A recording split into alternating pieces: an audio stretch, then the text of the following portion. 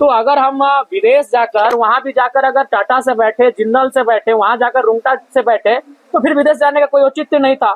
संतोषजनक नहीं है जो राज्यपाल का अभिभाषण रहा। झारखंड विधानसभा का बजट सत्र विगत बुधवार से शुरू हुआ। सत्र की शुरुआत राज्यपाल के अभिभाषण के साथ हुई। गुरुवार को सदन की कार्यवाही शुरू होने से पहले सदन के बाहर विभिन्न दलों के विधायकों ने राज्यपाल के अभिभाषण पर अपनी अपनी प्रतिक्रिया व्यक्त की। राज्यपाल को धन्यवाद देंगे और उनके प्रति हम कृतज्ञता प्रकट करते हैं कि राज्यपाल ने बहुत ही संतुलित और बहुत ही सही ढंग से इस राज्य सरकार जिस ढंग से काम कर रही है उस पर उन्होंने बोला है, इसीलिए धन्यवाद के पात्र। देखिए, विरोधी के धंधा है सच बात को झूठ साबित करने का।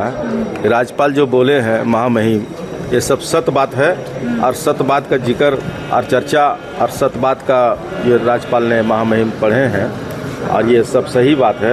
ये सरकार को बदनाम करने का प्रयास भारतीय जनता पार्टी की ओर से हो रहा है। ये सब झूठ का ये लोग पुलिंदा है। राज्यपाल का अभिभाषण वास्तव में सरकार का भाषण होता है और सरकार का संभवतः प्रयास यही रहता है कि वह लोगों के सामने अपनी बड़ाई करे, लेकिन मुझे लगता है कि राज्यपाल के अभिभाषण में वह दम नहीं दिखा जिसकी आम जनता ने अपेक्षा की थी।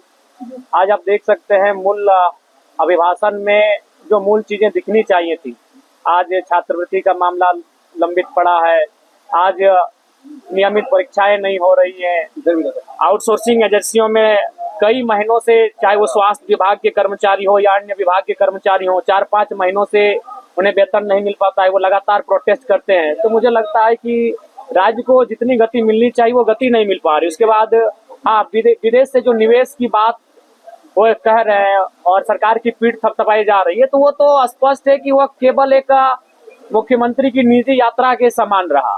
अगर उसमें कोई विजन होता तो जाहिर सी बात है वह वहां जाकर अगर विदेशी इन्वेस्टर से इन्वेस्ट करने की बात कहते, उन्हें आमंत्रित करते तो समझ में आता। वहां जाकर वो जिंदल से बैठ रहे हैं, वहां जाकर वो टाटा से बैठ रहे हैं, तो टाटा तो 100 किलोमीटर दूर में रहता है।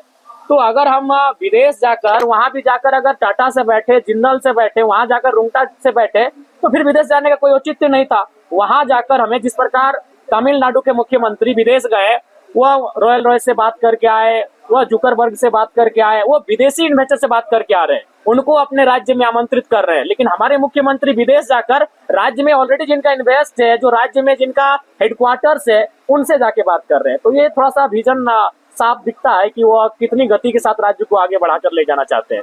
4 महीना पहले, हमें लगता है जून के महीने में भी 4-5 महीना पहले वो विदेश की यात्रा पर गए थे, तो वहां उनका एक प्रेस कॉन्फ्रेंस होना चाहिए था। जब इस देश के प्रधानमंत्री मनमोहन सिंह विदेशी यात्रा पर जाते थे, वो एयरपोर्ट पर आते थे और प्रेस कॉन्फ्रेंस करते थे। तो जब ये विदेशी यात्रा से आए माननीय मुख्यमंत्री, क्या इन्होंने प्रेस कॉन्फ्रेंस किया? क्या इन्होंने बताया कि विदेश की यात्रा का इनका क्या उद्देश्य था? तो मुझे लगता है कि संतोषजनक नहीं है जो राज्यपाल का अभिभाषण रहा।